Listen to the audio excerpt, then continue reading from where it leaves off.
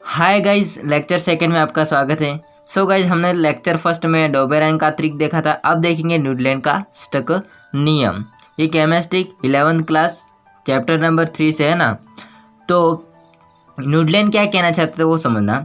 Newton ने क्या किया था, हम जानते हैं कि संगीत के कितने स्वर होते हैं, 7 है ना। तो उनके आधार पर परमाणु भार के बढ़ते हुए क्रम में व्यवस्थित किया था किन्हीं ने, न्यूटन ने। किसको? तो एलिमेंट्स या तत्वों को।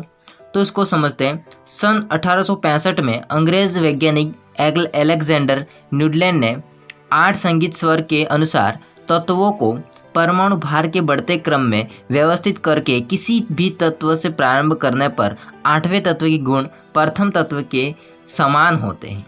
यानी कि जो पहला तत्व रखा है वो हम काउंट करेंगे तो 8वां तत्व होगा वो पहले तत्व के नीचे आएगा। ऐसा किसने कहा? न्यूटन का स्टक नियम। यानी कि पहला तत्व है उसके गुण होते हैं वो 8वें तत्व के समान होते हैं। ये कहना चाह रहे थे कौन? न्यूटन का स्टक नियम। सो गाइस, नीचे देखिएगा, संगीत के 7 जो स्वर होते हैं उनके अनुसार एलिमेंट्स के परमाणु भार के बढ़ते क्रम में उन्होंने रखा।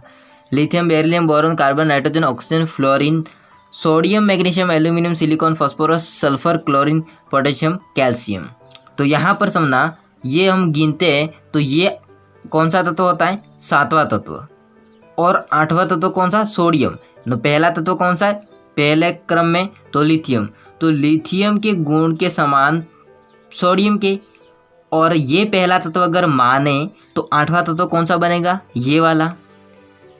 इसको छोड़ करके, पहली लाइन को छोड़ करके दूसरी लाइन को अगर 1 माने तो 8वां तत्व इसके लिए ये होगा।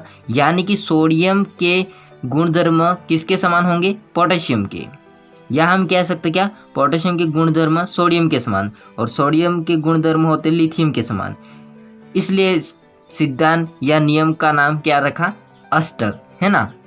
तो यही बात होती है कि हम अगर परमाणु भार के बढ़ते क्रम में संगीत के स्वर के अनुसार रखेंगे एलिमेंट्स को, तो प्रथम तत्व का गुणधर्म 8वें तत्व के गुणधर्म के समान होता है। तो आई होप आपको वीडियो समझ में आया होगा। लाइक शेयर सब्सक्राइब जरूर करें। Thank you.